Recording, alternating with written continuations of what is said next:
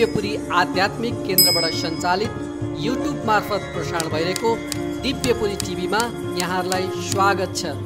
दर्शकहरू नमस्कार।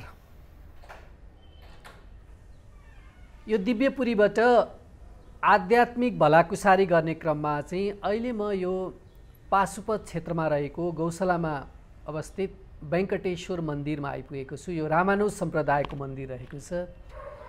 यहाँ चाहिँ विगत 3 दशकदेखि यो रामानुज सम्प्रदायमा आबद्ध भएर आफ्नो जीवनशैली आचरण पनि यसै अनुसार उतारिरहेर एउटा छुट्टै किसिमको जीवनशैली आफ्नो व्यतीत गरिरहनु भएको छ। उहाँसँग चाहिँ उहाँका अनुभवहरू र यस सम्प्रदायको बारेमा केही भलाकुसारी गर्न आज म यो मन्दिरमा आएको छु। कार्यक्रममा स्वागत गर्न चाहन्छु। मसँग हुनुहुन्छ स्वामी पद्मनाभज्यू। स्वागत छ यहाँलाई। जय श्रीमन्नारायण। जय श्रीमन्नारायण। अब दिव्यपुरीका दर्शकहरूको लागि चाहिँ अलिकति हजुरको परिचयबाट सुरु गरौँ न। हुन्छ। जय श्रीमन्नारायण। श्रीमद्यतीन्द्रवरयोगिपदाब्जभृङ्गं श्रीवानशैलमुनिवर्यदैकपात्रं विख्यातवेदशिखरो भयतत्त्वबोधं रामानुजं कलिजितमुनिमाश्रयामः। श्रीशैलेशदयापात्रं धीभक्त्याधिगुणार्णवं यतीन्द्रः प्रवणं वन्दे रम्यजामातरं मुनिं। श्रीमते रामानुजाय नमः। श्रीवानाद्रियोगिने नमः। श्री अस्मद्गुरुभ्यो नमः। हामी यस श्री रामानुज स्वामीजी, रामानुज सम्प्रदाय, जसलाई रामानुज स्वामीजीको प्रादुर्भाव हुनुभन्दा अगाडि श्री सम्प्रदायको नामबाट चिनिने गर्थ्यो। जब यस धराधाममा 1005 वर्ष पहिले रामानुज स्वामीजीको अवतार भयो, दक्षिण भारतको श्री पेरेम्बुदुर जुन तमिलनाडु प्रान्तमा पर्दछ, र वहाँ भन्दा अगाडि पनि हाम्रा आचार्यहरू हुनुहुन्छ। जसरी यो सम्प्रदाय लक्ष्मीनाथ समारम्भम, लक्ष्मीका नाथ भनेका श्रीमान नारायणबाट नै सुरु हुन्छ। नाथ यामुन र त्योभन्दा बिचमा कलियुग आइसकेपछि नाथ मुनि, यामुन मुनि गरिएका आदि आचार्यहरू, त्यसपछि रामानुज स्वामी आदि अन्य पूर्वाचार्यहरू र अस्मदाचार्य पर्यन्ताम, माने जसले हामीलाई यो सम्प्रदायमा दीक्षित बनाउनु भयो उहाँलाई हामी अस्मद आचार्य, माने हाम्रा, अस्मद भनेको हाम्रो अथवा मेरो भन्ने, अस्मद आचार्य पर्यन्ताम, यस्तो प्रकारले यो परम्परा, गुरु परम्परा भनेर भनिन्छ। यस्तो प्रकारले गुरु परम्परा चल्दछ। यो जसरी अघि हजुरले भन्नुभयो, अब हजुरको एउटा पृष्ठभूमि परिचय दिनुभयो मलाई, होइन? अनि एउटा चाहिँ त्यसरी अब गुरुकुलमा पढेर फेरि तपाईँ भारत पनि जानुभयो, त्यो विभिन्न ठाउँमा, होइन? अब तपाईँ सानो उमेरमा नै हजुरलाई चाहिँ एउटा त्यो अध्ययनको लागि दीक्षित, जुन अब त्यति बेला त हजुरले बुझिन भन्नुभयो नि, वैष्णव के हो, यो रामानुज सम्प्रदाय केही थाहा थिएन। एक्कासी त्यो एउटा टिका लगाइदिएर दीक्षा दिएर चाहिँ अनि म त्यसमा चाहिँ प्रवेश गरेँ भन्नु। के लाग्छ तपाईँलाई, यसरी कोही पनि मान्छेहरूलाई चाहिँ आफूले स्वतस्फूर्त बुझेर अनि त्यसमा लाग्दा राम्रो हुने हो कि यो बच्चादेखि नै त्यो पहिला उसलाई चाहिँ दीक्षित गराएर अनि त्यही कुरा नै पढाउने, त्यही कुरा नै उसको दिमागमा भरिदिने कुराहरू जस्तो पनि हुन्छ नि त स्वामीज्यू? के होला यो? नै, यो चाहिँ अब के छ भने, अब बुझेर लाग्नु र नबुझिकन लाग्नुमा धेरै फरक हुन्छ। हामीले त हामीलाई केही पनि थाहा थिएन। जुन ठाउँमा हामी रहन्थ्यौँ त्यो ठाउँमा यसको बारेमा कसैलाई जानकारी पनि थिएन, होइन? यो संस्कार पनि हामीलाई प्राप्त थिएन। अब हामी जस्तो यो संसारमा चलिरहन्छ सनातन धर्म, जसरी हामीले चाडपर्वहरू मनाउने गर्थ्यौँ, त्यो सबै कुराहरू यथारूपमा नै चलिरहन्छ। र बुझेर लाग्नु र नबुझिकन लाग्नु, कसैलाई दीक्षित बनाएर त्यसपछि यसको ज्ञान दिनु, त्यो पनि नराम्रो त होइन। तर उसले ज्ञान प्राप्त गरिसकेपछि पनि, उसले सबै कुरा बुझिसकेपछि पनि यसलाई चाहिँ यो यस्तै रहेछ भनेर त्याग गर्यो भने चाहिँ उसको लागि त्यो राम्रो कुरा भएन। किनभने उसको जीवन, मनुष्य जीवन भनेकै चाहिँ भगवत प्राप्तिको लागि प्राप्त भएको हो भन्ने कुरा चाहिँ हामीले बुझ्नुपर्ने कुरा हो। त्यो कुरा अब हामीले त बुझेका थिएनौँ त्यतिखेर।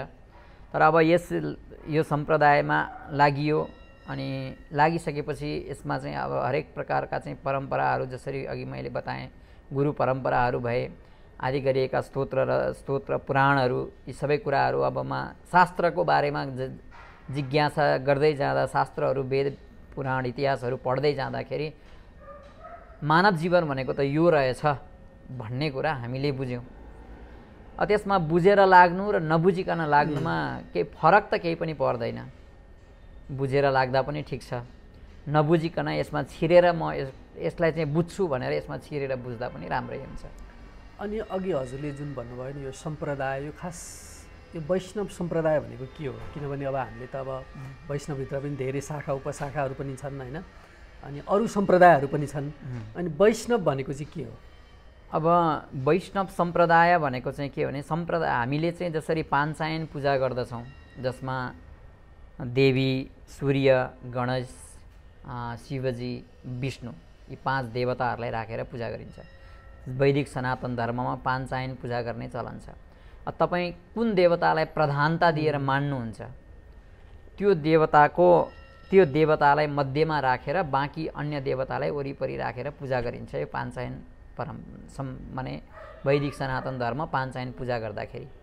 अब हामी चाहिँ के त भन्दा श्री वैष्णव भनेको के र श्री वैष्णव किन हुने भन्ने कुरा चाहिँ के छ भने, श्री वैष्णव भनेको भगवान विष्णुको भक्त, धर्म अर्थ काम मोक्ष भनेर जुन बताइन्छ। हामीले अन्य देवी देवताहरूको पूजाहरू गर्छौँ, काम्य कर्महरू गर्छौँ, देवीको पूजा गर्छौँ। हामीलाई यो चिज घर चाहियो अथवा जमिन चाहियो अथवा चाहिँ शिक्षा चाहियो, धन सम्पत्ति चाहियो आदि कुराहरू माग्छौँ। हामी मोक्ष चाहियो भनेर त अरू देवी देवताहरूसँग मागे पनि उहाँहरूले दिने अधिकार छैन होइन। र अनि भगवान चाहिँ को त, यसको सर्वे सर्वा चाहिँ को त भन्दा भगवान विष्णु। कसरी भन्नुहुन्छ भने, हामीले जुनसुकै कार्य गरे तापनि तपाईँ देवीको पूजा गर्नुहुन्छ, गणेशको पूजा गर्नुहुन्छ, शिवजीको पूजा गर्नुहुन्छ, 33 कोटी देवी देवताकै पूजा हुन्छ। तर अनि अन्तिममा गएर समर्पण चाहिँ कसलाई गरिन्छ त भन्दा नारायणाय इति समर्पयामि भनेर हामी समर्पण गर्दछौँ कायेन वाचा गर्दाखेरि। र पहिला सुरुमा सङ्कल्प गर्दाखेरि नै ओम तत्सत तत्सत तत्सत विष्णु हो विष्णु हो विष्णु भनेर नै सङ्कल्प पढिन्छ। भने सुरु र अन्तिम त विष्णुलाई नै पुकारा गरियो नि होइन। त्यो र वैष्णव भनेको विष्णु मेन त के त भन्दा वैष्णव भनेको भगवान विष्णुको भक्त, भगवान विष्णुलाई मात्रै आराध्य देव हाम्रा भगवान विष्णु। यसको मतलब यो होइन कि विष्णुलाई मात्रै मान्ने, अरूलाई हामी मान्दैनौँ भन्ने हुँदैन। मान्न हामी सबैलाई मान्छौँ। तर के छ त भन्दाखेरि भगवान विष्णु चाहिँ हाम्रा उपाय पनि उहाँ नै हुनुहुन्छ, उपेय पनि। जसले हामीलाई सृष्टि गर्यो उहाँकै हामी वस्तु हो, अरूको वस्तु होइन हामी। उहाँ भगवान विष्णुद्वारा नै हामीलाई सृष्टि भएको। जसरी हाम्रा हात गोडामा शङ्ख चक्रका चिन्हहरू छन्। र वैष्णव धर्म चाहिँ कस्तो हो त भन्दाखेरि, यसलाई चाहिँ यो सम्प्रदाय किन मानियो भन्दाखेरि, वैष्णव भनेको चाहिँ वैष्णव त जो यस संसारमा मानव भएर जन्मियो त्यो सबै वैष्णव हुन्। उनलाई हामी वैष्णव होइन भन्न सक्दैनौँ, किनभने सृष्टि भगवानकै हो। उनको हातमा पनि शङ्ख चक्रका चिन्हहरू छन् र उनीहरूलाई हामी वैष्णव होइन पनि भन्न सक्दैनौँ। उहाँहरू पनि वैष्णव हो, तर वैष्णव हो तर भगवानलाई विश्वास गर्नुहुन्न। किन त भन्दाखेरि उहाँहरू सब संसारमा चाहिँ अब माया रूपले हाम्रो ज्ञान, हामी अज्ञानी छौँ, त्यसले गर्दाखेरि अब त्यो ज्ञान नभएको कारणले गर्दा हामी त्यसलाई मान्दैनौँ। अन्य कलियुगमा त चमत्कार जसले गर्छ उसैलाई नमस्कार गर्ने चलन हुन्छ। अन्य देवी देवताहरूलाई हामी पुकारा गर्छौँ, उहाँहरूसँग केही माग्छौँ, उहाँहरूले केही दिनुहुन्छ। तर मागेको जति दिनुहुन्छ भन्ने ग्यारेन्टी त छैन नि। तर स्वामीज्यू, हामीले चाहिँ अब गुरु ब्रह्मा, गुरु विष्णु, गुरुदेव महेश्वर भनिन्छ, जुन एउटा समान रूपले सबैलाई हेरिन्छ। जसले हजुरले अघि विष्णुलाई जुन सर्वोच्चता एउटा जुन मान्ने भन्नुभयो, के छ अब त्यो सनातन धर्म अनुरागीहरूले चाहिँ त्यो के वैष्णव हुनै पर्ने हो, वैष्णव नभइकन त्यो हजुरले जुन भने जस्तो मोक्षको अधिकारी कोही पनि हुँदैन? किनभने सनातन धर्म मान्ने आफ्नो एउटा आचरणमा रहने पनि त मान्छेहरू हुनुहुन्छ। त्यही त त्यो हुन्छ। वैष्णव धर्ममा मोक्ष धेरै 3-4 प्रकारका मोक्षहरू हुन्छन्। सायुज्य मोक्ष, सालोक्य मोक्ष, सान्निध्य मोक्ष, कैवल्य मोक्ष भन्ने हुन्छ। जसरी वैष्णवहरूले प्राप्त गर्ने मोक्ष भनेको चाहिँ सायुज्य मोक्ष भनेर भन्छौँ हामी, हैन? सायुज्य भनेको सामिप्य, सायुज्य, सान्निध्य, यी 3वटा मोक्ष चाहिँ वैष्णवहरूको लागि प्राप्त हुन्छ। जसले वैदिक सनातन धर्ममा रहेर धर्मको आचरणहरू गरेर मोक्षको इच्छा गर्नुहुन्छ, उहाँहरूको त अब कर्म र पाप र पुण्य निवृत्त नभएसम्म मोक्ष त हुँदैन। पाप र कर्म हुनु हुँदैन, त्यसमा निर्मल हुनु पर्यो, त्यतिखेर मात्रै बल्ल मोक्ष प्राप्ति हुन्छ भनेर अब पुराणहरूमा वेदहरूमा बताइन्छ, हैन?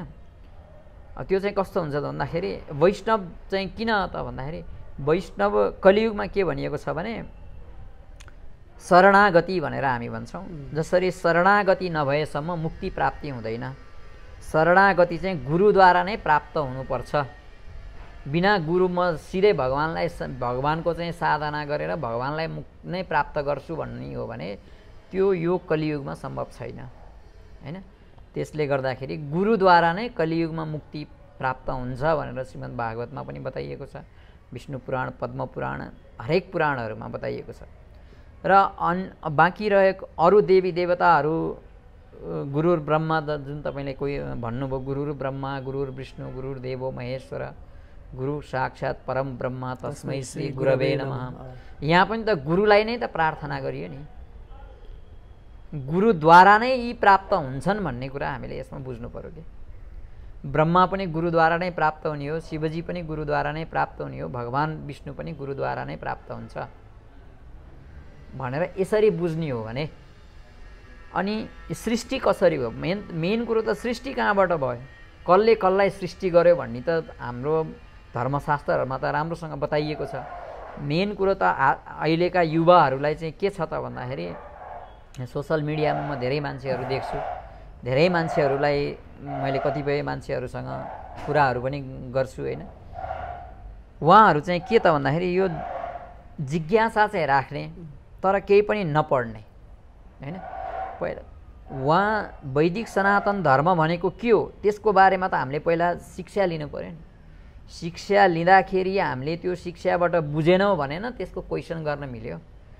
पहिला शिक्षा पनि छैन, त्यसमा जागरुकता पनि छैन र सिधै अब यस्तो यो भने के हो, यस्तो हुँदै हुँदैन भनेर चाहिँ अब वाद विवाद गरेर त त्यसको कुनै उपलब्धि छैन, कुनै अर्थ पनि हुँदैन। त्यसले गर्दाखेरि म युवाहरूलाई चाहिँ के भन्न चाहन्छु भने हामीले चाहे जुनसुकै सम्प्रदायको होस्, सम्प्रदाय 3-4 प्रकारका सम्प्रदायहरू छन् अहिले, जुन मान्यता प्राप्त सम्प्रदाय हो, जसलाई चाहिँ अब त्यसमा पनि अब अहिले के भइरहेको, कतिपय सम्प्रदायहरू त बीचबाट आएका हुन्। सबभन्दा सुरुमा जुन सम्प्रदाय थियो यो वैष्णव सम्प्रदाय भनेको अनादिकालदेखि चलिआएको छ, हैन? अब ऋषिमुनिहरूको पनि एउटा परम्परा हुन्छ, ऋषिमुनिहरू पनि वैष्णव हुनुहुन्थ्यो, उहाँहरूको छुट्टै परम्परा छ। सत्य त्रेता द्वापरमा नै त्यसको चाहिँ परम्परा चलिआयो, हैन? अब त्यसपछि गएर चाहिँ कलियुग लागेपछि जसरी हाम्रा आचार्य आलवारहरूले चाहिँ यहाँ आएर जसरी वैष्णव धर्मको प्रचार प्रसार गर्नुभयो, वेदान्तको सिद्ध माने वेदान्त भनेको के हो, वेदको चाहिँ यो शास्त्र, वेद शास्त्र, वेदान्त भनेको के हो भन्ने कुराहरू उहाँहरूले प्रमाणित गरिदिनु भएको छ। त्यसले गर्दाखेरि अरू वैष्णव धर्म नै ठुलो हो भन्ने भन्दा पनि वैष्णवद्वारा नै मुक्ति प्राप्ति हुन्छ, बिना वैष्णव नभइकन मोक्ष प्राप्त हुँदैन भनेर चाहिँ हरेक शास्त्रहरूमा, पुराणहरूमा ऋषिमुनिहरूले लेखिदिनु भएको छ। त्यो अब शास्त्रलाई मान्ने हो भने त अब त्यो कुरालाई विश्वास गर्न सकिन्छ। होइन। अब उनीहरूले लेखेको कुरालाई सबै सही हो भनेर कसरी भन्ने भनेर त्यसमा तर्क दिनेहरूसँग त त्यसको कुनै जवाफ हुँदैन। अब हजुरले भन्नुभएको जस्तो स्वामीजी, अब नबुझ्नेले त बुझेनन्। कति विद्वान वर्गहरूले पनि यो अहिलेको जुन यो वैष्णव सम्प्रदाय, जुन वैष्णव छ नि सम्प्रदायहरूको लागि चाहिँ उहाँहरूले एकदम त्यो सम्प्रदायबिन जुन हामी सनातनमै रहनुपर्छ, वैदिक सनातनलाई चाहिँ गर्नुपर्छ कुनै सम्प्रदायभित्र। किनभने अहिले शैव र एउटा वैष्णवले शैवले त्यो गर्ने कुराहरू पनि धेरै मिडियामा आइरहेको हुन्छन्, कति हामीले देखिन्छ होइन। अनि वैष्णवभित्र पनि यतिका धेरै सम्प्रदाय छन् कि स्वामीजी, अनि त्यो किन एकत्रित हुन नसकेको? खास अब कसैले सीताराम भन्ने, कोही राधाकृष्ण भन्ने, कोही हरे कृष्ण भन्ने, होइन त्यो किसिमको छ। यो चाहिँ के भयो भने अब जसरी अब यो चाहिँ कसरी अलग अलग भयो भन्दाखेरि अब यो कलियुग सुरु हुँदाखेरि भनौँ न, कलियुगको सुरुवातदेखि नै वैष्णव सम्प्रदाय थियो होइन। त्यो अन्य युगहरूमा पनि थियो र कलियुगमा पनि त्यो अनुसार सम्प्रदायहरू थिए। तर यहाँ पछि आउँदै गर्दाखेरि अब तपाईँले केही धेरै ज्ञान आर्जन गर्नुभयो अनि तपाईँले आफ्नो एउटा सिद्धान्त चलाउनु भयो, अनि त्यसैलाई नै चाहिँ एउटा सम्प्रदायको रूपमा लिइयो र त्यही सम्प्रदायलाई मान्छेहरूले अनुसरण गरे। तर मूल त के हो त? मान्ने जाने त कहाँ त भन्दा जाने त एकै ठाउँ हो, बाटो त एउटै, मेन लक्ष्य त एउटै हो, तर त्यसमा जाने प्रक्रिया मात्रै फरक। उहाँहरूले चाहिँ आफ्नो ज्ञानद्वारा आफ्नो एउटा चाहिँ मान प्रतिष्ठा अथवा होस् अथवा कुनै एउटा चाहिँ उसको लागि उहाँहरूले आफ्नो सिद्धान्तलाई चाहिँ चलाउनु भयो होइन। त्यो चलाएर अनि आफ्नै तरिकाको एउटा सम्प्रदाय चलेको हो। तर वास्तवमा वैष्णव सम्प्रदाय सबै एउटै नै हो होइन। अब पहिले यो वैष्णव सम्प्रदायमा चाहिँ के भन्छ, जुन अब तपाईँले भन्नु रामलाई मान्ने, श्री कृष्णलाई मान्ने भन्ने भयो।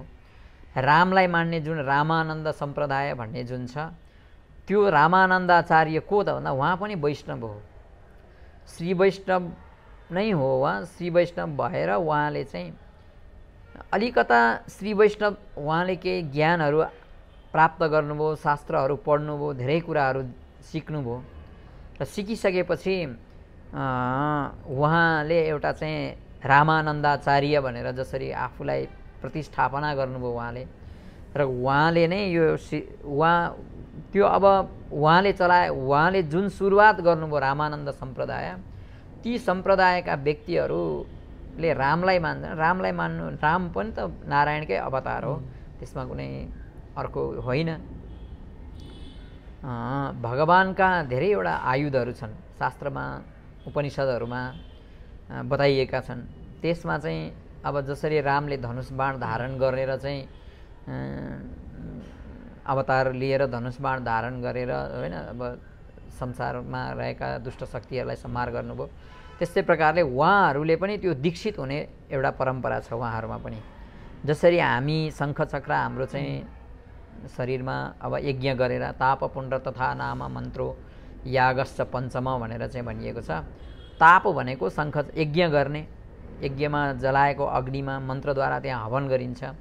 त्यो हवन गरिएको अग्निमा चाहिँ अनि शङ्खचक्र, अहिले जुन हामीले धातुका शङ्खचक्रहरू बनाएका हुन्छौँ, कसैले तामाको, चाँदीको अथवा कुनै पनि पञ्चधातुबाट बनेका ती आयुधहरूलाई प्रतिष्ठा गरेर त्यसमा शङ्खचक्रको आह्वान गरेर जुन हाम्रा आचार्यहरूले वैष्णव बनाउनुहुन्छ उहाँहरूले त्यसलाई सधैँ पूजा गर्नुहुन्छ। किनभने त्यहाँ प्रतिष्ठित गरिएको छ। जुन कुरा हामीले प्रतिष्ठा गर्छौँ त्यसलाई पूजा रोक्न मिल्दैन, त्यो हरेक दिन पूजा हुनुपर्छ त्यसको होइन। त्यसले गर्दाखेरि त्यसरी पूजा गरेर राख्नुहुन्छ। र कोही त्यस्तो दीक्षित बन्न आएको खण्डमा चाहिँ दीक्षा दिने, त्यसरी यज्ञ गरेर हवन आदि गरेर सबै देवी देवताहरूको त्यहाँ अङ्ग पूजाहरू सबै हुन्छन्।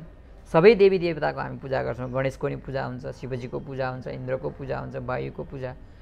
तर हाम्रोमा चाहिँ के त भन्दा हामी चाहिँ कसरी पूजा गर्छौँ भन्दा वैदिक सनातन धर्ममा सिधै पूजा गरिन्छ उहाँहरूलाई। तर हामी श्री वैष्णव सम्प्रदायका मान्छेले चाहिँ भगवत पार्षदाय भनेर पूजा गर्छौँ। श्री गणेशाय नमः, भगवत पार्षदाय श्री गणेशाय नमः, भगवत पार्षदाय ब्रह्मणे नमः। किनभने उहाँहरू पनि भगवानकै एउटा सारथी हुनुहुन्छ भने एउटा उहाँहरू भगवानका कर्मचारी हो भन्ने कुरा हामीले बुझ्नु पर्यो।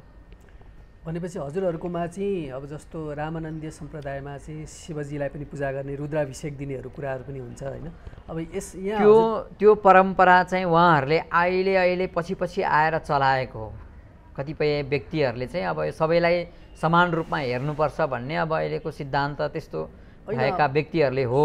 तर रामानुज सिद्धान्त रामानन्दाचार्यको सिद्धान्तमा पनि भगवान विष्णु नै प्रमुख हुनुहुन्छ, अरू जो हो त्यो गर्ने। अब कतिपयले अब उहाँहरूले चलाउनुहुन्छ त्यो संसारमा चाहिँ अब हरेक प्रकारका व्यक्तिहरू हुन्छन्। शिवजीलाई पहिलो वैष्णव मानिन्छ नि होइन, कति शास्त्रमा शिवजीलाई वैष्णवानाम यथा हामी पाशुपत क्षेत्र यसो पशुपतिनाथको यस्तो दिव्य भूमिमा बसिरहेका छौँ होइन। शिवजीलाई मान्दैनौँ भनेर हामीले भनेकै छैन नि। शिवजी हाम्रा अग्रज हुनुहुन्छ, तर शिवजीको लिङ्गको पूजा गर्नु हुँदैन भनिएको छ। ए हजुरहरूकोमा हो? हजुरहरूकोमा होइन, तपाईँले शिवपुराणमा गएर हेर्नुहोस्। शिवपुराणमा शिवजीले नै बकाइदा भनिदिनु भएको छ कि श्री वैष्णवहरूले लिङ्गको पूजा नगर्नु, लिङ्ग पूजा गर्ने ब्राह्मणले पनि लिङ्ग पूजा गर्नु हुँदैन। अनि उहाँहरूले नबुझ्नु भएको हो कि किन? अब उहाँहरूले बुझ्नु भयो कि बुझ्नु भएन त्यो उहाँहरूलाई थाहा हुनसक्छ। जसले शास्त्र पुराणहरू पढेका छन् उनले पक्कै पनि बुझेका छन् होइन, नबुझेको भन्न चाहिँ मिल्दैन। तर उहाँहरूले बुझेर पनि यसलाई चाहिँ किन यसरी चाहिँ गरिदिनुहुन्छ भन्ने कुरा मात्रै एउटा चाहिँ किन चाहिँ हाम्रो शास्त्र विरुद्ध चाहिँ काम गर्नुहुन्छ त? किन यो मतभेदको सिर्जना खडा भएको? यसले गर्दाखेरि चाहिँ मैले अब हजुरलाई यो दृष्टान्त किन दिएको भने एउटा घरमा चाहिँ म आफूले पनि खुद देखेँ। जस्तो श्रीमान चाहिँ राधे राधे, मैले उहाँहरूको पूजा कोठा हेरेँ, म अचम्मित भएँ। पूजा कोठा हेर्दा आदि यसरी बारेको छ, यतापट्टि राधे राधे उहाँहरूको गुरु हुनुहुन्छ, अनि यतापट्टि चाहिँ कृष्ण प्रणामी हुनुहुन्छ माताजी।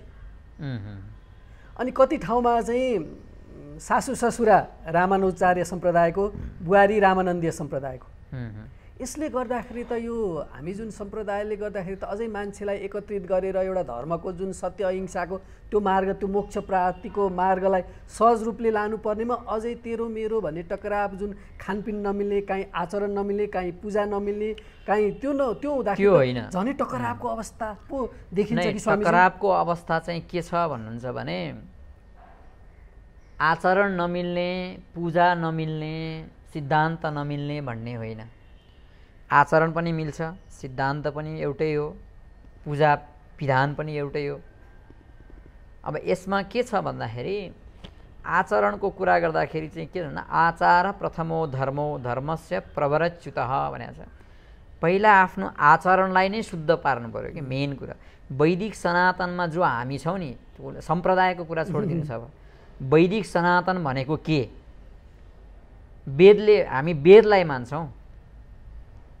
कृष्णम धर्म सनातनम भनेर त गीतामा पनि भनिएको छ, श्रीमद् भागवतमा पनि भनिएको छ, हरेक पुराणमा यसको व्याख्या आएको छ नि।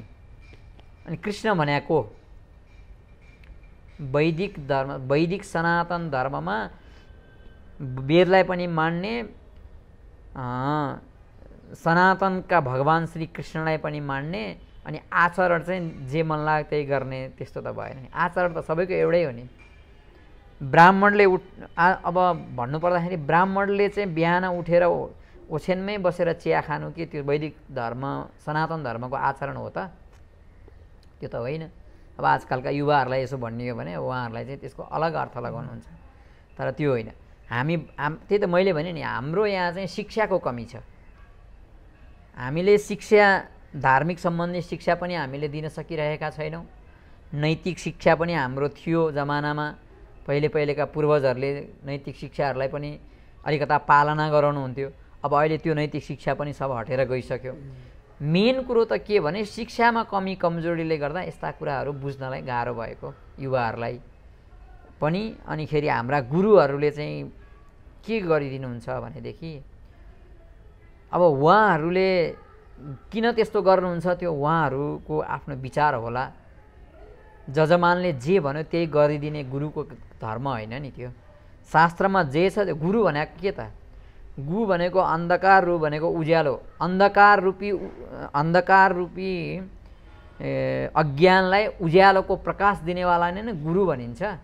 तपाईँलाई ल्याएर, मैले हजुरलाई ल्याएर पूजन गरेँ हजुरको चरण प्रक्षालन गरेँ मैले, हजुरलाई फुल माला धूप बत्ती नैवेद्य जो पकवान मैले हजुरको लागि भनेर चाहिँ एकदम समर्पण गरेँ, हजुरलाई खुसी पारेँ, अनि मैले जे भन्नु त्यही तपाईँले गर्न मिल्छ र? मिल्दैन नि। किनभने तपाईँ एउटा शास्त्र पढ्नु भएको छ, शास्त्रीय कुराहरू जान्नुहुन्छ, शास्त्रमा भएका सबै कुराहरू तपाईँलाई थाहा छ, तर मलाई केही पनि थाहा छैन। तर मैले चाहिँ मलाई चाहिँ यस्तो खान मन लाग्यो, त्यो खानु हुन्छ कि हुँदैन, शास्त्रमा के छ भनेर भन्दाखेरि तपाईँलाई थाहा छ त्यो हुँदैन, होइन केही हुँदैन, खाए हुन्छ, यो चलिआएको चलन हो भनिदिने हो भने, अनि शास्त्र कहाँ गयो, चलन कहाँ? चलन र शास्त्र त एउटै होइन नि। त्यो भएर हाम्रो धर्मको संस्कार बिग्रेको कारण यो हो कि मैले म चाहिँ के भन्दाखेरि हाम्रा गुरुहरूले नै यो धर्मलाई चाहिँ भ्रष्ट बनाइदिनु भयो, जहाँसम्म मैले अहिले बुझेअनुसार। किनभने अब यहाँ जुन जसरी अब विभिन्न सम्प्रदायको एउटा कार्यक्रम हुन्छ, तपाईँहरूको समारोह हुन्छ, कति अब पूजापाठ भइरहन्छ नि, त्यसमा पनि ती आउने व्यक्तिहरूलाई चाहिँ त्यो किसिमको शिक्षा नभएर हो कि? किनभने त्यो घर परिवारमा जाँदाखेरि अब यहाँ आश्रममा आउँदाखेरि त एकदम भक्ति गर्ने, एउटा आफ्नो तल्लीन हुने होइन, त्यो एउटा भक्तिभाव देखाउने छ, तर घर परिवारमा गएपछि त्यो सामञ्जस्यता कायम नभयो भने त त्यो एउटा टकरावको स्थिति हुने। अनि अहिले मैले धेरै देखिरहेको छु कि आफ्नो त्यो सम्प्रदायको नमिलेपछि उहाँहरू छुट्टै आफ्नो एउटा कुटी बनाएर बस्ने, कोही होइन कोही छुट्टै बस्ने। नै त्यो उहाँहरूले नबुझेर हो। वैष्णव धर्म अलग होइन, सबै वैष्णव एउटै हुन्, तर त्यसमा गरिने नियम र संस्कारहरू फरक छन्। सबैलाई हामी वैष्णव मान्छौँ, तर के छ त भन्दाखेरि कस्तो किसिमको चाहिँ वैष्णव हुनुहुन्छ त उहाँ? वैष्णव बनाउने तरिका कस्तो छ उहाँको? जबसम्म यो शरीरलाई माने तप्त दिइँदैन नि, तबसम्म यो वैष्णव हुँदैन। त्यो भन्नाले कस्तो किसिम? भन्नाले जसरी हामी श्री वैष्णवहरूमा चाहिँ अब शङ्खचक्रलाई यज्ञ, मैले अघि नै भने ताप पुण्ड्र भनेर, ताप भनेको त्यो शङ्खचक्रलाई तताएर दिने हो।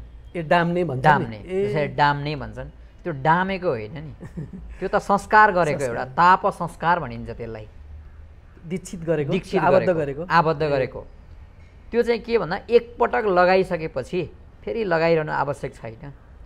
हुन त हाम्रो शरीरमा पनि ती चिन्हहरू अङ्कित छन्, तर अङ्कित भए तापनि हामीले भगवत प्राप्तिको लागि गुरुद्वारा दीक्षित हुनैपर्छ भन्ने कुरा पद्मपुराण उत्तरखण्डमा यसको पुरै व्याख्यान गरिएको छ होइन। त्यसले गर्दाखेरि त्यो ताप संस्कार लिने पहिला नम्बर 1। दोस्रो ताप पुण्ड्र भनेको तिलक लगाउने। तिलक चाहिँ ठाडो लगाउनु पर्छ, जसरी हामीले लगाइरहेका छौँ। ऊर्ध्व पुण्ड्र भनिन्छ यसलाई। यो चाहिँ के त भन्दाखेरि यो तिलक पनि, यसको पनि वैज्ञानिक पनि छ, शास्त्रीय पनि प्रमाणहरू छन् होइन। यो ऊर्ध्व पुण्ड्र जुन हामीले सेतो लगाउँछौँ, यो चाहिँ भगवान् श्रीमन्नारायणका चरण भन्ने यसको अर्थ। बीचमा हामीले रातो लगाउँछौँ, त्यो लक्ष्मीजीको प्रतिरूप होइन। र जुन आसनहरू लगाइएको छ, यो हाम्रो गुरुको चिन्ह हो। जसरी हाम्रो यहाँ चाहिँ के भन्छन्, त्यो अष्टाङ्ग योगीहरूले चाहिँ आफ्नो आत्मालाई ल्याएर राख्ने ठाउँ यो होइन। सुषुम्ना नाडी भन्ने यहीँबाट सिधा यहाँसम्म हुन्छ, यहाँदेखि लिएर नै हुन्छ। जुन अष्टाङ्ग योगीहरूले चाहिँ योग साधना गर्दाखेरि तपाईँको जुन आफ्नो साधनाद्वारा त्यो आत्मालाई ल्याएर अडाउने ठाउँ यो हो, आज्ञा चक्र भनेर। यहाँ जुन हुन्छ यो दुईटा आँखाको बिचमा, नाकको यो डाँडीमा माथि हो, यो हाम्रो गुरुको आसन। हाम्रा गुरु को त भन्दा रामानुज स्वामीजी। रामानुज स्वामीजी को भन्दाखेरि प्रथमो नन्तरूपश्च द्वितीयो लक्ष्मणस्तथा तृतीयो बलरामश्च कलौ रामानुजो मुनिः भनेर भविष्यत पुराणमा भनिएको छ होइन। अनन्त भनेको त अनन्त नाग देवता, अनन्त प्रथम चाहिँ अनन्त रूप हो उहाँको। उहाँ त सधैँ शेष सैया जसलाई हामी भन्छौँ, शेष नै रामानुज स्वामीजी हो, शेष नै लक्ष्मणजी हो, शेषको अवतार नै बलरामजी हो भनेर पुराणमा भनिएको छ। स्वामीजी अनि अब कस्ता किसिमका व्यक्तिहरू चाहिँ दीक्षा पाउने हुन् किनभने उनीहरूलाई अब उनीहरू आउने बित्तिकै तेरो के अरे बुवा भएको रहेछ ल के अरे छोरीलाई पनि बनाइदिऊ उसलाई बनाइदिऊ भन्ने होइन उसको पात्रता हेरेर उसमा उसका आचरणहरू उसले पालना गर्न सक्छ कि सक्दैन त्यो सबै निहाल्ने विधि के छ त यहाँ त अब फगत त्यो वैष्णव भयो भन्यो होइन अब आचरणका कुराहरू बाहिर गएर जे पनि गर्ने यसमा पनि आइरहेछ नि यसमा पनि धेरै कमी कमजोरीहरू छ त्यसलाई होइन म भन्दिनँ कमी कमजोरी छन् हाम्रा गुरुहरूमै कमी कमजोरी छ किनभने उहाँहरूले पहिले पहिले त ऋषिमुनिहरूले चाहिँ त्यो शिष्यलाई पहिला पर्खेर उसलाई चाहिँ आफ्नो सान्निध्यमा राखेर परीक्षा लिएर आचरण गराएर अनि बल्ल उसलाई दीक्षित गरिन्थ्यो ऋषिमुनिहरूको काल जमानामा अब कलियुगमा त्यो सबै सम्भव छैन पार्टीको सदस्य बनाउने जस्तो गरेर जुन अहिले जुन त्यसरी वितरण गरिने त्यो चाहिँ त्यो एउटा गलत प्रक्रिया हो तर कसैले होइन म यसरी कोही पनि व्यक्तिलाई जबरजस्ती दीक्षा पनि गराइँदैन त्यो सबैको किनभने उसलाई भावना आउनुपर्छ मेन कुरो भने भित्रबाट जाग्नु पर्यो कि जबसम्म उसलाई भगवत कृपा हुँदैन तपाईँ यसमा पनि अब कतिपय कुराहरू हामी देवी देवताकै कुराहरू गरौँ अहिले देवी देवताहरूलाई हामी पूजा गर्छौँ अब देवी त एउटा तामसी प्रकारले पूजा गर्छ नि तान्त्रिक प्रकारले पूजा गर्छन् त्यसमा भोग बलि चढाउने तर त्यो चढाएको बलि खानु हुँदैन भन्ने शास्त्रमा विधान छ तर यहाँ सबैले खान्छन् त्यो खानु अहिले त कतिले नरिवलको दिने कुरा पनि परिष्कृत भइरहेको छ परिष्कृत छ होइन त्यो हो त्यो बलि जुन हामीले चढाउँछ हामी मन्दिरमा पनि तपाईँ वरिपरि त्यहाँ राखिएको देख्नु भएको छ त्यो बलि हामी खाँदैनौँ त्यो त हामीले देवताहरूलाई समर्पण गरिएको हो भगवान्लाई भोग लगाएपछि उनीहरूलाई प्रसाद दिएको थियो त्यही प्रसाद हामीले भगवान्लाई भोग लागेको प्रसाद हामी पनि लिन्छौँ उहाँहरूलाई पनि दिन्छौँ होइन त्यस्तो के त भन्दाखेरि अब यो तपाईँ अब सात्विक तरिकाले देवीको पूजा गर्नुहुन्छ तपाईँ देवीलाई प्राप्त गर्न चाहनुहुन्छ साक्षात्कार गर्न चाहनुहुन्छ अनि देवीसँग तपाईँ मुक्ति माग्नुहुन्छ देवीलाई मुक्ति दिने अधिकार छ अनि देवीले चाहिँ मबाट मुक्ति प्राप्त हुँदैन श्रीमन्नारायणको शरणमा जाऊ भनेर पठाइदिनुहुन्छ यो देवी भागवतमा यसका विषयहरू आउँछन् तर मान्छेहरूले ती सबै कुराहरू खुलेर कसैले पनि भन्दैन किनभने समाजमा डर छ मान्छेहरूलाई आफ्नो कुरो आफ्नो धर्मशास्त्रमा जे बताइएको छ त्यो कुरा बोल्न हामी किन डराउने डराएर त त्यही हाम्रो हिन्दू धर्म जुन वैदिक सनातन धर्म यसरी चाहिँ विचलित हुनु यसरी चाहिँ हाम्रा युवाहरूले भनौँ अथवा हाम्रा चाहिँ सनातन व्यक्तिहरूले अन्य अन्य धर्महरूलाई अपनाउनुको मेन कारणै यही हो किनकि हाम्रा जुन पुराण वाचन गर्ने गुरुहरू हुनुहुन्छ शास्त्रमा जे छ त्यो तपाईँ बोल्नुहोस् न तपाईँलाई कसले के गर्छ होइन किन नभन्ने त्यो जसले केही गर्छ किन गर्छ गर्न त्यसको जिज्ञासा राख्न आउँछ भने तपाईँलाई जान्नुभएको छ भनिदिनुहोस् यस्तो यस्तो हो भनेर किन भन्न चाहनुहुन्न त किन भन्दा एउटा उहाँलाई भोलि मलाई कसैले बोलाउँदैन कि भन्ने एउटा चाहिँ के त भन्दाखेरि एउटा धनको लोलुपताले गर्दाखेरि पैसा नै सबै चिज होइन यो कुरा चाहिँ हामीले बुझ्नुपर्छ कि मेन कुरो भनेको यहाँ आएर अहिले बिग्रिएको चाहिँ पैसाले अब स्वामीज्यूले शास्त्रको कुरा गर्नुभयो शास्त्र पनि त्यो बुझेका मान्छेहरूले पनि आफ्नै ढङ्गले आफ्नै किसिमले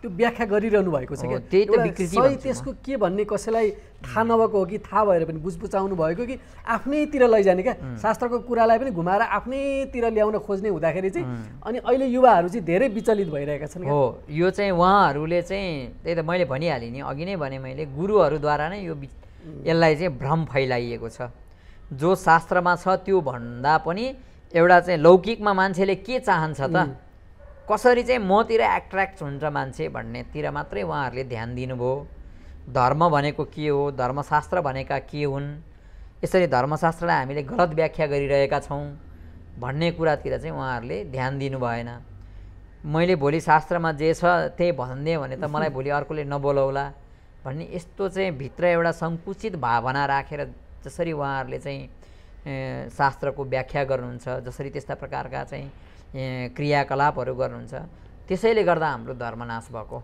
भन्ने मेरो विचार हो अनि स्वामीज्यू मलाई पनि एउटा के जान्न मन लाग्यो भने हाम्रो अब रामानुजाचार्य जुन स्वामी रामानुजाचार्यको चाहिँ हजुरले त धेरै अध्ययन गर्नुभएको छ धेरै थाहा पनि छ होइन सरसर्ती यसो निहाल्दा हजुरलाई के लाग्छ उहाँको के थियो लक्ष्य त्यो अनुरूप अहिले हामी हजुरहरू यसरी अघि बढिरहनु भएको छ त त्यो लक्ष्यको लागि एउटा जुन प्राप्तिको लागि के थियो उहाँको लक्ष्य यसरी चेला बनाएर यसरी विस्तार गरेरै हिँड्ने थियो कि एउटा जुन मानिसमा के गराउने इच्छा थियो? नै उहाँको सिद्धान्त के हो भने रामानुज स्वामी जसरी शङ्कराचार्य रामानुज स्वामीजी भन्दा 200 वर्ष पहिले नै आदि शङ्कराचार्यको अवतार भएको। आदि शङ्कराचार्यले पनि भगवान नारायणलाई नै मान्नुपर्छ भनेर शङ्कराचार्य वेदान्तमा लेखिएको छ। तर अहिलेका जुन यसरी शङ्कराचार्यकोले लेखेका कुराहरूलाई अहिले उहाँहरूले परिमार्जन गरेर आफ्नै तरिकाले जसरी व्याख्या गर्नुहुन्छ। शङ्कराचार्यले यो तपाईँले शङ्कराचार्यले पनि बद्रीनाथमा आएर तपस्या गर्नुभयो। भगवान अहिलेको जुन बद्रीनारायण भगवान हुनुहुन्छ बद्रीनारायण भगवानलाई साक्षात्कार गरेर बद्रीनारायण भगवान जो त्यहाँ प्रादुर्भाव हुनुहुन्छ शङ्कराचार्यले नै पत्ता लगाएको हो नि। त्योभन्दा पहिला बद्रीनाथ भगवानको कसैलाई पनि थाहा थिएन। अहिलेभन्दा 1200 वर्ष अगाडिको त कुरा हो, यो धेरै पनि होइन। अनि त्यो हुनाले उहाँले चाहिँ कस्तो चिन्तन गर्नुभयो त भन्दाखेरि आत्मचिन्तन गर्नुभयो। उहाँले आत्मचिन्तन, आत्मा नै भगवान हो भन्ने अद्वैत सिद्धान्त हो होइन। तर हाम्रो सिद्धान्त चाहिँ के त भन्दा आत्मा भगवान होइन, आत्माभित्र परमात्मा बस्छ भन्ने हाम्रो चाहिँ त्यो उद्देश्य। हामी चाहिँ आत्मा हाम्रो शरीरमा जुन अहिले बसिरहेको यो आत्माले छोडेपछि शरीर त नाशवान हो, यो पञ्चभौतिक शरीर। यो त आत्मा त कहिले नै मर्दैन, नमरे तापनि ऊ भगवान होइन। ऊ नित्य छ तर भगवान होइन। ऊ आत्मालाई चलाउने पनि परमात्मा छ भन्ने हामीले बुझ्नु पर्यो। जसरी अणुद्वारा चाहिँ परमाणु बनाइन्छ। परमाणु भनेको त एउटा शरीर हो, ठुलो हुन्छ त्यो होइन। अणु भने त एकदम सानो हुन्छ नि। हो त्यो अणु परमाणुभित्र पनि अणु राखिएको हुँदैन हो। त्यस्तै अब आत्माभित्र पनि परमात्मा हुनुहुन्छ। परमात्मा को त भन्दा श्रीमन्नारायण। उहाँद्वारा नै हामी सञ्चालित छौँ। त्यसले गर्दा रामानुज स्वामीजीको सिद्धान्त के भन्दाखेरि आत्मा नै भगवान होइन, आत्माभन्दा माथि अर्को तपाईँलाई आत्मालाई पनि सञ्चालन गर्नेवाला परमात्मा हुनुहुन्छ। परमात्माको यो आत्माले परमात्मालाई प्राप्त गर्नको निमित्त शरणागति भएर भगवानलाई नै आराधना पूजा आराधना गरेर भगवत भक्तिद्वारा नै कलियुगमा मोक्ष प्राप्त हुन्छ भन्ने सिद्धान्त उहाँको। भनेपछि यसैलाई विशिष्टाद्वैत सिद्धान्त, यसैलाई विशिष्टाद्वैत सिद्धान्त भनिन्छ। अब मलाई के जान्न मन लाग्यो भने स्वामीज्यू आफू पनि हुन त यी सिद्धान्तका कुरा, शास्त्रका कुरा, गुरुज्यूका कुराहरू त ती एक ठाउँमा राखिदियो। हजुर। अब हजुर आफूले चाहिँ यतिका वर्षदेखि साधना गरिरहनु भएको छ नि त, एउटा जुन अडिग भएर एउटा त्यो अवस्थादेखि अहिलेसम्ममा चाहिँ यो अवस्था आजको दिनसम्ममा चाहिँ हजुरभित्रमा के परिवर्तनहरू आए त? हजुरका ती कुराहरू जुन स्वामीज्यूबाट जुन थियो नि, हामी रामानन्दाचार्य स्वामीज्यूको त्यो लक्ष्यमा उहाँले जुन हेर्ने दृष्टिकोण र हजुरले अहिले यो जुन आफूभित्रका परिवर्तनहरू, मैले त्यो जुन भन्नु नि त्यो साक्षात् गर्ने त्यो मोक्ष कतिको लेभलसम्म पुगे, कति गहिराइमा पुगे भन्ने लाग्छ हजुरलाई चाहिँ? नै अब के त भन्दा गहिराइमा पुग्ने भन्दा पनि अब गहिराइमा त हामी त्यो गहिराइमा हामी पुग्न सक्दैनौँ। किनभने कलियुगमा धेरै कुराहरू बाधा व्यवधानहरू हुन्छन्। त्यही भएर शास्त्रमा किन कलियुगमा चाहिँ गुरुद्वारा नै दीक्षित भएर नै मुक्ति प्राप्त हुन्छ भनिएको त भन्दाखेरि कर्मयोग, भक्तियोग, ज्ञानयोगद्वारा भगवत प्राप्ति हुँदैन भन्ने कुरा त अब तपाईँले पनि सुन्नुभयो होला। कतिपय व्यक्तिहरूसँग तपाईँ हरेक दिन अनेक व्यक्तिहरूसँग साक्षात्कार गर्नुहुन्छ होइन। प्रपत्ति नभइकन अब दृष्टान्त दिनु पर्दाखेरि जुन मैले पञ्च संस्कार अघि तपाईँलाई बताएँ, ताप पुण्ड्रसम्म हाम्रो पुगेको थियो। नाम पनि भगवान सम्बन्धी हुनुपर्छ। भगवान नाम जसरी हामी चाहिँ अब मेरो नाम पद्मनाभ, हजुरको नाम राजन। राजन पनि एउटा भगवान सम्बन्धी नै नाम हो। राजन त भगवान पनि राजा हुनुहुन्थ्यो, राजा भएपछि उहाँको नाम राजन भयो होइन। त्यस्तै गरी कृष्ण, श्याम यी आदि गरिएका गोविन्द, माधव यस्ता अनेक प्रकारका जुन भगवानका नामहरू छन्, भगवान सम्बन्धी भगवानकै नाम चाहिँ हाम्रो आफ्नो यो आत्माको पनि भगवान सम्बन्धी नै नाम हुनु पर्यो। तब न हामीले हाम्रो प्राण जाने बेलामा पनि हामीले जसरी अब श्रीमद् भागवतमा के अरे यो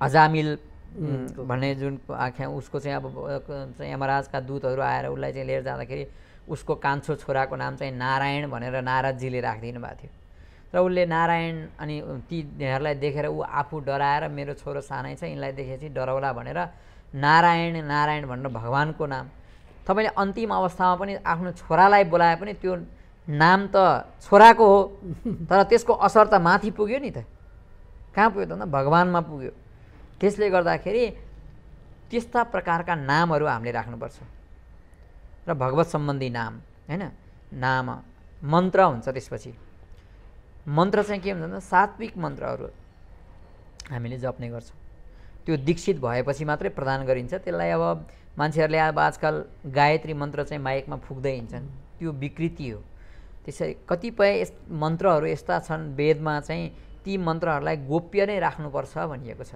अब कति ठाउँमा चाहिँ वैष्णव सम्प्रदायभित्रै महामन्त्र चाहिँ उच्च उच्च स्वरमा पनि गाइरहन्छन् हैन तर त्यो अब त्यही त भनिहालेँ त्यो विकृति हो त्यो गर्नु हुँदैन त्यसले गर्दा हामीलाई नै हानि भइरहेको छ भन्ने त्यो उहाँहरूले नदेखे तापनि बाहिरबाट देख्नेलाई पक्कै पनि थाहा हुन्छ किनकि यसो यो कर्म यो मान्छेले गरेको छ यसको हानि उसले भोगिरहेको छ तर लुकाइरहेको हुन्छ त्यो होइन मन्त्र 3वटा मन्त्र हुन्छन् अष्टाक्षरी मन्त्र भन्ने हुन्छ द्वय मन्त्र भनिन्छ चरम मन्त्र भनिन्छ चरम मन्त्र चाहिँ गीताको सर्वधर्मान् परित्यज्य भनेर जुन कृष्णले अर्जुनलाई भन्नुभयो कृष्णले म सुरुमै म चाहिँ भगवान हो भनेर अर्जुनलाई भने भए विश्वास गर्थे होला त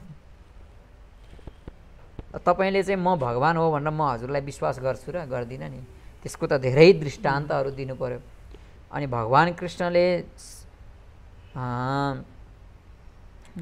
अर्जुनलाई चाहिँ म भगवान हो भन्न प्रमाणित गर्नलाई 18 अध्याय गीता सुनाउनु पर्यो आफ्नो स्वरूप नै परिवर्तन गरेर देखाउनु पर्यो तब गएर उनलाई भगवानमा विश्वास भयो भने अब हामी त धेरै सानो मान्छे हैन न हामी भगवानलाई साक्षात्कार गर्न सक्छौं न चाहिँ त्यस्तो ज्ञान नै हामीसँग प्राप्त गर्ने यो पाँच भौतिक शरीरले त्यस्तो ज्ञान प्राप्त गर्न सकिदैन त्यो भएको हुनाले भगवत सम्बन्धी नाम राख्ने र जुन गुरुले हामीलाई मन्त्र दिनुहुन्छ ती मन्त्रमा निष्ठा हुनुपर्छ विश्वास हुनुपर्छ हाम्रो सम्प्रदायमा के भनिन्छ भने मन्त्रनिष्ठा गुरुनिष्ठा र सम्प्रदाय निष्ठा र सम्प्रदायमा आबद्ध हुनुभएका देवतामा निष्ठा हुनु पर्यो देवता को त भन्दा भगवान नारायणमा निष्ठा हुनु पर्यो गुरुमा विश्वास हुनु पर्यो गुरुले दिएको मन्त्रमा विश्वास हुनु पर्यो अनि मात्रै हाम्रो मुक्ति प्राप्त हुन्छ हामीलाई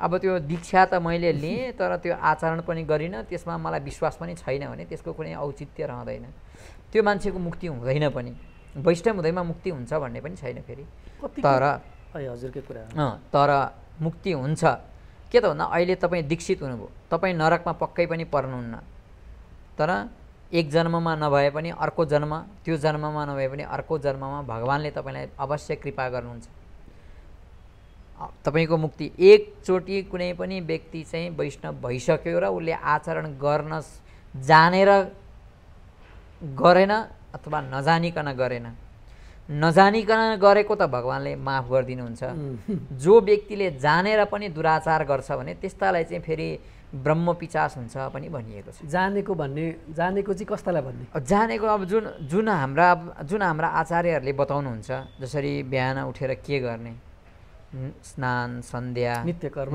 दिनचर्याका कुराहरू नित्य कर्म त वैदिक सनातन धर्मावलम्बी सबैले गर्नुपर्छ शिखा सूत्र सबैको हुनुपर्छ शिखा नभएको मान्छे शिखा नभएको त्यो हिन्दू नै होइन भन्छु म शिखा त हाम्रो शिखा सूत्र त अब तपाईँ गायत्री मन्त्रको दीक्षा लिनुहुन्छ कत्रो त्यसमा चाहिँ कयौं लाखौं रुपैयाँ खर्च गरेर हामी चाहिँ आफ्ना सन्तानलाई चाहिँ गायत्री मन्त्र प्रदान गर्न लगाउँछौँ अब भोलि चाहिँ त्यो लाखौं रुपैयाँ खर्च गरे पनि भोलि हामीले ल बाबु भोलिदेखि यसो गर्नुपर्छ है भनेर हामीले त्यो सिकाउने हाम्रो कर्तव्य हो नि ए ल छोराको व्रतबन्ध गरिहाल्यो अब भोजमा खर्च गर्छन् लाखौं रुपैयाँ हैन अब विभिन्न किसिमका भोजहरू गर्छन् छोराको व्रतबन्ध भए कर्म चलो भन्ने कर्म चलाउनको लागि होइन त्यो कर्म चलाउने कर्म त हामी जन्मेर जे कर्म आयु कर्म च वित्तम च विद्या निधनमेव च पञ्चैतान्यपि सृज्यन्ते गर्भस्थस्यैव देहिन भनेको छ त्यो त हामीले जन्मिँदै लिएर आएका हुन्छौँ यस्ता 5 चिजहरू कर्म कस्तो गर्ने तर कर्म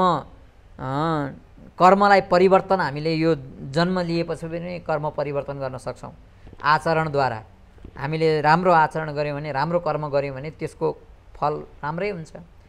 कर्मलाई सुधार गर्न सकिन्छ। कस्ता कस्ता बिग्रेका कुकर्म गर्ने मान्छे पनि सत्कर्ममा लागेका हामीले भेटेका छौँ, पाउँछौँ र प्रत्यक्ष पनि हामीले त्यस्ता कयौँ व्यक्तिहरूलाई देख्छौँ। अनि कर्मलाई परिवर्तन गर्न सकिन्छ, तर उसको जुन त्यो कर्म चलाउने त्यो हामीले चलाइदिएको होइन, त्यो त हामीले एउटा कर्तव्य पुरा गरेको हो। कर्म उसले कस्तो गर्छ त्यसको फल भोग्ने त उसैले हो नि। त्यसरी हामीले लाखौँ रुपियाँ खर्च गरेर मन्त्रदान दियौँ, गुरुलाई दक्षिणा दियौँ, दुनियाँलाई भोज भतेर खुवायौँ, तर भोलिपल्ट उसले त्यो लगाएको जनै फुकालेर फ्यालेर चाहिँ गोजीमा हाल्यो अथवा कोठामा कहीँ झुन्ड्याइदियो एउटा किलोमा लगेर भने त्यो खर्च गर्नुको कुनै अर्थ रहेन नि। त्यो कर्म गर्नुको कुनै अर्थ हुँदैन त्यहाँनिर। अहिले यो प्रवृत्ति चलिरहेछ होइन। त्यसले गर्दाखेरि हाम्रो मेन कुरा चाहिँ अब के भन्नुपर्छ हामीले चाहिँ भन्दाखेरि शास्त्रलाई चाहिँ शास्त्रमा जे छ त्यो चाहिँ शास्त्रकारहरूले वर्णन गर्नु पर्यो एउटा। दोस्रो नम्बरमा संस्कार संस्कृतिका कुराहरू हामीले पठन पाठन शिक्षामा लागू गर्नु पर्यो। त्यो सरकारबाट चाहिँ त्यसलाई कसरी चाहिँ हामीले गराउन सकिन्छ भन्ने कुरा भयो र त्यसलाई त्यो अनि हामीले घरमा पनि पहिला आफूबाटै सुरु हुनुपर्छ। भोलि म अहिले यहाँ भाषण दिएँ, भोलि म आफू चाहिँ आचरण गर्दिनँ, भाषण दिएर मात्रै त्यो आचरण हुँदैन। त्यसलाई आफूले पनि फलो गर्नु पर्यो। पहिला त आफूबाट सुरु गर्नु पर्यो नि। मैले के गर्दैछु, म को हो भन्ने कुरा आफूले जानेर न अनि बल्ल अर्कोलाई सिकाउने हो। पहिला आफूले गर्नु पर्यो। आफूले गरेको तपाईँले जे आचरण गर्नुहुन्छ त्यही आचरण तपाईँको छोराले भोलि गर्छ। मातृपितृकृताभ्यासो गुणा केशेन बालक भनेको छ नीतिमा। बाउआमाले जे आचरण गर्छन् छोराछोरीले त्यही सिक्ने हो नि। तपाईँ उठेर चाहिँ अब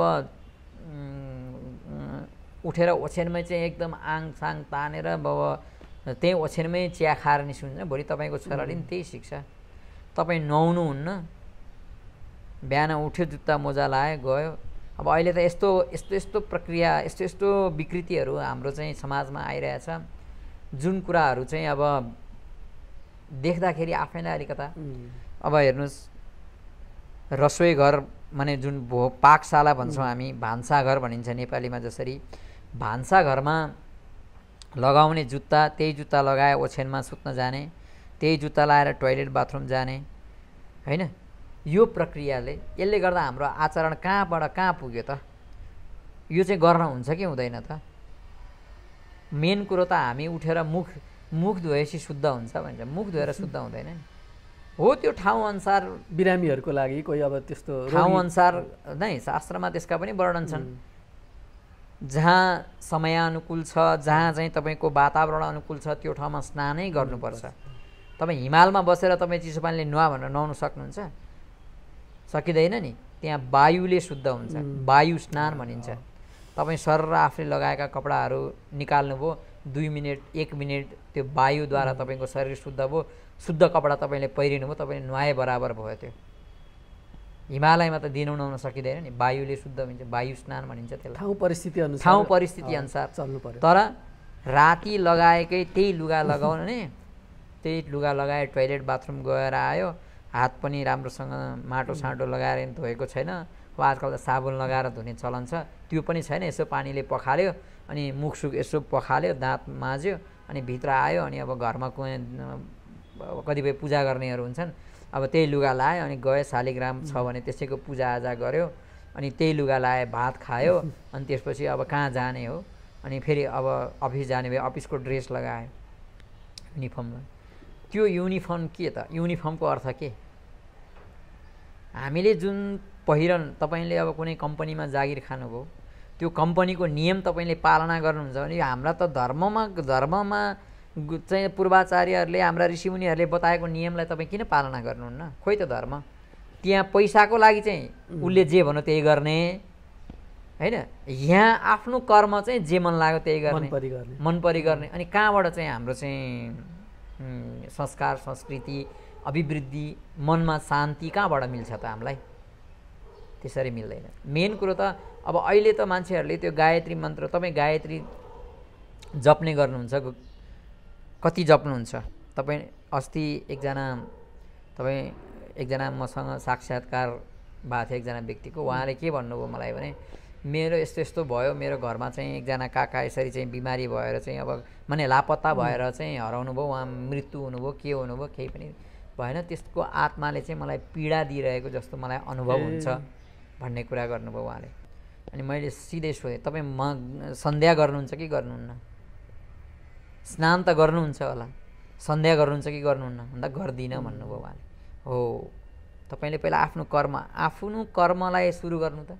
मैले भने तपाईँ भोलिबाट दिनको 108 भयो, तपाईँलाई सन्ध्या बन्दन थाहा छैन, सन्ध्या बन्दन गर्ने प्रक्रिया थाहा छैन, तर तपाईँ भोलि बिहान उठेर सक्नुहुन्छ स्नान गरेर, सक्नुहुन्न राति लगाएका कपडा फ्याँकेर नयाँ शुद्ध वस्त्र लगाएर एउटा आसनमा बसेर पलेटी मारेर बसेर 3 चम्चा आचमन गरेर गायत्री मन्त्र त पक्कै आउँछ होला।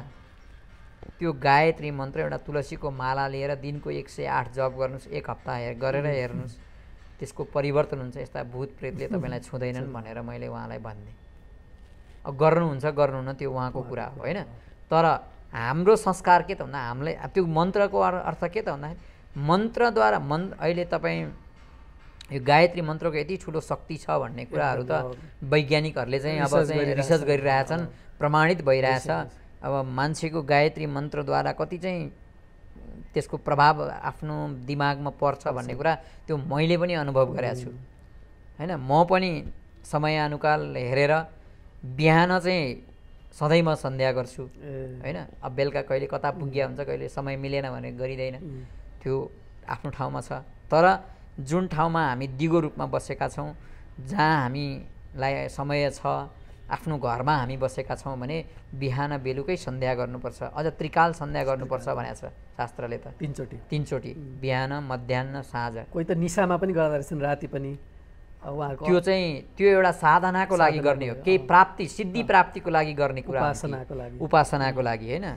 त्यो उपासना गर्नको लागि तपाईँ गायत्री मन्त्रको अनुष्ठान गर्न सक्नुहुन्छ। तपाईँ एकै ठाउँमा बसेर लाखौँ चोटि गायत्री मन्त्र जप गर्नुहोस्, पुरस्चरण यज्ञहरू होइन। त्यस्तो त्यो निशामा गर्ने ब्रह्म मुहुर्तमा अब हुन त अब सन्ध्या बन्दन भनेको त ब्रह्म मुहुर्तमै गर्नुपर्छ। उदाएको सूर्यलाई अर्घ प्रदान गर्नुपर्छ सन्ध्या गरी सिद्ध्याएर भनेर चाहिँ शास्त्रमा भनिन्छ। बेलुका पनि त्यही हो, अस्ताउने सूर्यलाई सूर्य अर्घ दिनुपर्छ। यस्ता कुराहरू अब हाम्रो गुरुहरूले यस्ता कुराहरू भनिदिनु भएन, सिकाउनु भएन। त्यस कारणले गर्दा अब हाम्रो सम्प्रदाय, हाम्रो धर्म, हाम्रो सनातन वैदिक धर्मबाट मान्छेहरू यसरी विचलित भएर चाहिँ पैसाको पछि लागेर, पैसा ठुलो होइन, पैसा भनेको एउटा आवश्यकता हो। तपाईँले करोडौँ रुपियाँ कमाए पनि त्यो लिएर जाने होइन, हामी नाङ्गै आएको नाङ्गै जाने हो भन्ने कुरा यो मनन गरेर पैसा भनेको आवश्यकता हो। तपाईँले शुद्ध सत्व आचरण गर्नुभयो भने तपाईँलाई पैसाको पनि कमी हुँदैन। तपाईँलाई जस्तो सुकै दुःख कष्टहरू आइपरे पनि ती सबै परिमार्जन भएर जान्छन् भने त्यसको चाहिँ कुनै पनि आपत्ति आइलाग्दैन। त्यो मेरो आफ्नो अनुभव छ मलाई। अनि अब एउटा के पनि जनगुनासो एउटा के छ भने अब हामी चाहिँ जुन सद्गुरुलाई चाहिँ एउटा पुलको रूपमा एउटा माध्यम बनाएर आफ्नो लक्ष्यमा जानुपर्ने, तर मान्छेले बिर्सिएर चाहिँ अहिले गुरुमै झुम्मिने, सद्गुरुलाई नै अन्तिम लक्ष्य बनाउने कुरा आएको छ नि। यसमा स्वामीजीको के छ धारणा? नै अब त्यो यस्तो हो, मैले अघि नै भनिहालेँ नि, धर्मशास्त्रको व्याख्या उहाँहरूले आफूतिर आकर्षण कसरी हुन्छ भन्ने तरिकाले व्याख्या गर्नुभयो र उहाँहरूप्रति मान्छेहरू झुम्मिएका हुन्। वास्तविकता त त्यो होइन। गुरुलाई माध्यम बनाएर आफ्नो लक्ष्यमा जाने होइन र? गुरुलाई माध्यम बनाउने हो, तर गुरुले पनि त्यस्तै प्रकारको शिक्षा दिनु पर्यो नि। त्यो शिक्षा त उहाँहरूले दिनुहुन्न। मलाई नै भगवान मानोस् भन्ने त्यस्ता प्रकारका गुरुहरू पनि हुनुहुन्छ। साधकहरू त्यसैमा अड्किनु भयो हो, त्यही भएकै त्यही हो। जसरी कुनै पनि व्यक्तिले साधना गर्यो उसैलाई भगवान मान्यौँ हामीले, लक्ष्य बिर्स्यो। हाम्रो लक्ष्य के त भन्दा भगवत प्राप्ति गर्ने त हाम्रो लक्ष्य हो नि। गुरुलाई विश्वास गर्नु त्यो राम्रो कुरा एकदम। गुरुलाई विश्वास गरेन भने गुरु सन्तुष्टि नभएसम्म मुक्ति हुँदैन। गुरुको हामीलाई चाहिँ कृपा भइरहनु पर्यो, गुरुको आशीर्वाद हामीलाई मिलिरहनु पर्यो। गुरु हामीप्रति खुसी हुनुभयो भने हामीलाई भगवानले स्वीकार गर्नुहुन्छ। नभए त अहङ्कार आइहाल्छ। अहङ्कार आएपछि त गुरुलाई नै जोसँग हामीले शिक्षा लियौँ दीक्षा लियौँ उसलाई नै हामी गुरु नमानिकन ऊभन्दा ठुलो म हो भन्न थाल्यौँ भने त त्यसको कुनै अर्थ रहँदैन। त्यो पछि मुक्ति पनि भएन, हामी भ्रष्ट भयौँ नि त। भ्रष्ट भएपछि त अब सिद्धि हो नि, अब त्यो अधोगति जाने हो, कालो लाग्ने त हुँदैन। किनभने यो क्षेत्रमा त भौतिक रूपमा त अझै जति थिए यसमा लागेर विचलित भयो भने त अझै धेरै चाहिँ उठ्नै नसक्ने गरी गएका पनि कति देखिएको छ। त्यो त एकदम दृष्टान्तहरू धेरै छन् होइन त्यस्ता व्यक्तिहरू। तर अब हामीले अरूको कुरा गर्नुभन्दा पनि हामीले के गर्ने भन्ने कुरो चाहिँ सबैले बुझ्नु पर्यो कि, गुरुहरूले पनि बुझिदिनु पर्यो, शिष्य बन्ने जाने व्यक्तिले पनि बुझ्नु पर्यो। के बुझ्नु पर्यो भने कसैले त वैष्णव भइस् भने मुक्ति हुन्छ भन्यो भन्दैमा वैष्णव हुने होइन। जुनसुकै सम्प्रदायमा जाओस्, चाहे अद्वैत सम्प्रदायमा जाओस्, चाहे द्वैत सम्प्रदायमा जाओस्, चाहे द्वैताद्वैत सम्प्रदायमा जाओस्, चाहे रामानन्दमा जाओस्, चाहे कृष्ण प्रणामी त हिन्दू धर्म नै होइन भन्छु म होइन। चाहे चाहिँ ऊ अब भगवान् शङ्करकै पूजा गरोस्, शैव सम्प्रदाय भगवान् शङ्कर विष्णु हुनुहुन्छ, तपाईँ शैव सम्प्रदाय शैवलाई वैष्णव होइन हामी भन्दैनौँ, उनीहरू पनि वैष्णवहरूको अग्रगण्यको चाहिँ फलो गरिरहेछन् भने उनीहरूको पनि गति एक दिन पक्कै पनि हुन्छ, निश्चित हुन्छ। तर उहाँलाई मोक्ष दिने अधिकार छैन, त्यति मात्रै हो। तर उहाँले भगवान् कहाँ गएर चाहिँ तिमीहरू मोक्ष हुन्छौ भनेर सद्बुद्धि त पक्कै लगाइदिनुहुन्छ नि, जसलाई हामीले पूजा आराधना गरे पनि। यस्तो विकृतिहरू के विकृति मान्छेहरूले यसरी फैलाएको निहाल्नु पर्यो, साधक आफूले चाहिँ निहाल्नु पर्यो। मैले के गर्दैछु भन्ने कुरा उनीहरूलाई नै ज्ञान छैन, शास्त्रलाई नै मान्दैनन् उनीहरू भने तिनीहरू कसरी वैदिक भए त भन्ने एउटा प्रश्न मात्रै हो। र त्यस्ता मान्छेहरू त्यो प्रक्रियामा लागेका त्यस्ता व्यक्तिहरूद्वारा नै मलाई यो जानकारी भएर मैले यहाँ अलिकति भनिदिएको मात्रै होइन। र त्यो होइन, वैदिक जुनसुकै सम्प्रदाय वैष्णव भए पनि, शैव पनि वैष्णव हुन्, निम्मार्गी पनि वैष्णव हुन्, रामानन्दी पनि वैष्णव हुन्, गाणपत्य पनि वैष्णव हुन् होइन। तर उनले गणेशजीलाई प्रामुख्यता रूपमा माने। गणेशजीलाई उनले अब कुन रूपमा मानेका छन् त? सात्विक रूप, तामसी, राजसी कस्तो रूपमा मानेका छन्, त्यही अनुसारको फल उनलाई प्राप्त हुन्छ, कर्म अनुसारको फल। उनले तामसी रूपमा मानेका छन् भने अब उनको आचरण त्यही अनुसारको हुन्छ।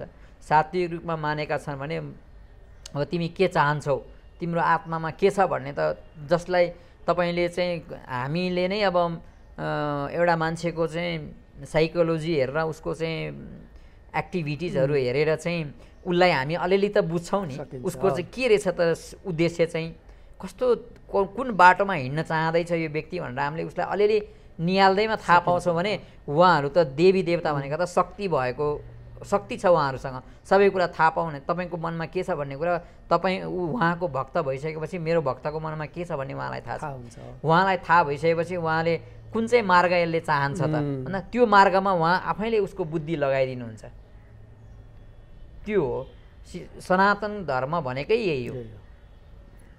सनातन धर्ममा राजसी तामसी लाई त्यति धेरै मान्यता दिएकै छैन, सात्विकलाई नै मान्यता दिएको छ। सात्विक तरिकाद्वारा नै मुक्ति प्राप्त हुन्छ।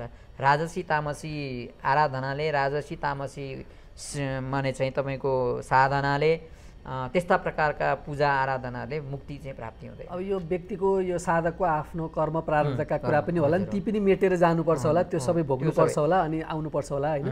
अब हामी कार्यक्रमको अन्त्यमा आएका छौँ स्वामीजी होइन। अब अन्त्यमा चाहिँ दिव्यपुरी टिभी हेर्नुहुने दर्शकहरूको लागि जो चाहिँ युवावर्गहरू धेरै चाहिँ अहिले विभिन्न ठाउँ कतिलाई शास्त्रका कुराहरू पनि धेरै त्यो निहाल्ने फुर्सद पनि छैन, उहाँहरूलाई आफ्नै पढाइको चपेटा छ, घर परिवारको चपेटा छ, त्यो शास्त्रका एक दुईवटा संस्कृतका श्लोकले उहाँहरूलाई छुँदैन पनि, थाहा हुँदैन पनि होइन, त्यसलाई भित्र मनन गरेर बुझ्न पनि सक्नुभएको हुँदैन।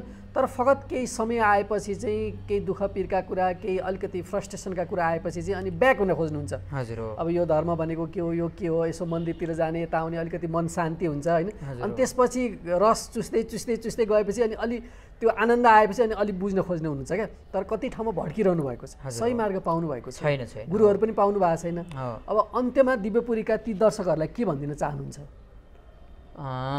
हामी यी दिव्यपुरी टेलिभिजन हेरिरहनु हुने जति पनि नेपाल भारतदेखि लगायत विश्वभरि रहनुहुने वैदिक सनातन धर्ममा आबद्ध यो वैष्णव सम्प्रदाय, शैव सम्प्रदाय, जति पनि सम्प्रदायहरू छन् ती सबै वैदिक सनातन धर्म अन्तर्गत नै पर्दछन् र त्यो अन्तर्गत पर्ने भएको हुनाले जुन तपाईँ यो आध्यात्मिक दिव्यपुरी टिभी हेरिरहनु भएको छ त्यसबाट हामी के सन्देश दिन चाहन्छौँ भनेदेखि सन्देशभन्दा पनि एउटा चाहिँ तपाईँहरूसँग मेरो के आग्रह छ भन्दाखेरि वैदिक सनातन धर्मको आचरणलाई पहिला अपनाउनुहोस्,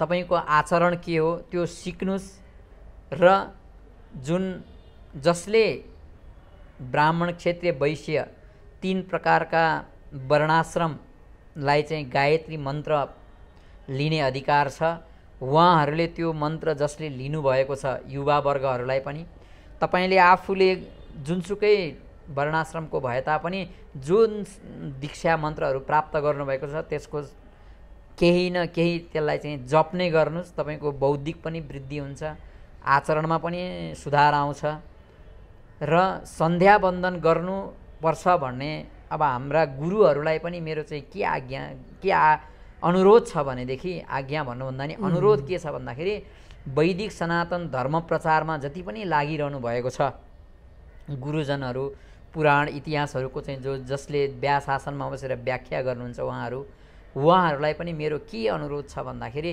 तपाईहरूले जो शास्त्रमा छ त्यो बताइदिने गर्नुहोस्। हाम्रो संस्कार के हो, संस्कृति के हो, आचरण के हो, हामी हिन्दू भनेको को हो, किन हामी हिन्दू धर्ममा छौँ, हामीले भगवानलाई किन मान्नुपर्छ, हामीले सन्ध्यावन्दन किन गर्नुपर्छ, मन्त्र जप किन गर्नुपर्छ, कुनै ग्रह दशा मात्रै छुटाउनको लागि मन्त्र जप गर्ने होइन। हामीलाई प्राप्त भएको मन्त्र हामीले सदा त्यसलाई चाहिँ निरन्तर रूपमा चाहिँ बिहान बेलुकै सकिन्छ भने बिहान बेलुकै नसके तापनि बिहान मात्र भए तापनि स्नान गरेर शुद्ध वस्त्र पहिनेर त्यस्तो प्रकारको आफ्नो आचरणलाई सुधार्न कोसिस गर्नुहोस्। तपाईँको बौद्धिकमा पनि वृद्धि हुन्छ, आचरणमा पनि सुधार आउँछ। र अहिलेका युवाहरूलाई चाहिँ मेन कुरा के छ त भन्दाखेरि आर्थिक स्थिति सबैको एउटै हुन्छ भन्न सकिँदैन। अर्थको पछि धेरै नलाग्नुहोस्। तपाईँले आफ्नो आचरण शुद्ध व्यवहार सात्विक तरिकाले आफ्नो जीवनको चाहिँ क्रमलाई चाहिँ सुधार गर्दै जानुभयो भने त्यो अर्थ तपाईँको आफ्नै पछाडि आउँछ, तपाईँ अर्थको पछाडि गइरहनु पर्दैन हैन। त्यस कारणले गर्दाखेरि सबै र मेरो अर्को एउटा आग्रह यो सरकार, नेपाल सरकारलाई पनि के छ भन्दाखेरि हुन त यो देशमा अहिले कम्युनिस्टहरूको हावी भएको हुनाले संस्कार संस्कृतिहरू सबै मास्ने उहाँहरूको चाहिँ सिद्धान्त हो। तर यो सिद्धान्तलाई जसरी अहिले चाहिँ वैदिक सनातन धर्म स्थापना हुनुपर्छ, हिन्दू राष्ट्र स्थापना हुनुपर्छ भनेर कयौँ व्यक्तिहरू लागि पर्नु भएको छ, उहाँहरूलाई पनि मेरो विनम्र अनुरोध छ तपाईहरूले ती आफ्ना अनुयायीहरूलाई पनि यस्ता कुराहरू बताउनुहोस् कि वैदिक सनातन धर्मको बारेमा केही जानकारीहरू दिनुहोस्, केही कुराहरू सिकाउनुहोस् अनि त्यसपछि लगाउनुहोस् अनि आन्दोलन पनि गर्नुहोस्। नगर्नुहोस् हामी भन्दैनौँ, तर सिद्धान्त सहितको आन्दोलन भयो भने त्यो अवश्यमेव सफल हुन्छ। सिद्धान्त चाहिँ एउटा र आन्दोलन चाहिँ अर्को, उद्देश्य एउटा आन्दोलन अर्को हुन गएमा त्यसले हामीलाई पनि हानि गर्छ र हाम्रा अनुयायीहरूलाई पनि हानि गर्छ। त्यस्तो प्रकारको आन्दोलनले त्यस्तो प्रकारको चाहिँ ज्ञान हामीले दिन सक्नु पर्यो, मेन कुरा त्यही नै हो। र सरकारसँग चाहिँ के अनुरोध भन्दाखेरि हाम्रो जुन हुन त हामी धर्म पनि मान्दैनौँ, संस्कृति पनि मान्दैनौँ, कम्युनिस्ट भनेका नै क्रिस्चियन हुन् भनेर चाहिँ ठुल्ठुला नेताहरूले भाषण गर्नुहुन्छ, तर वास्तवमा आचरणमा उहाँहरूले त्यो ल्याउनुहुन्न।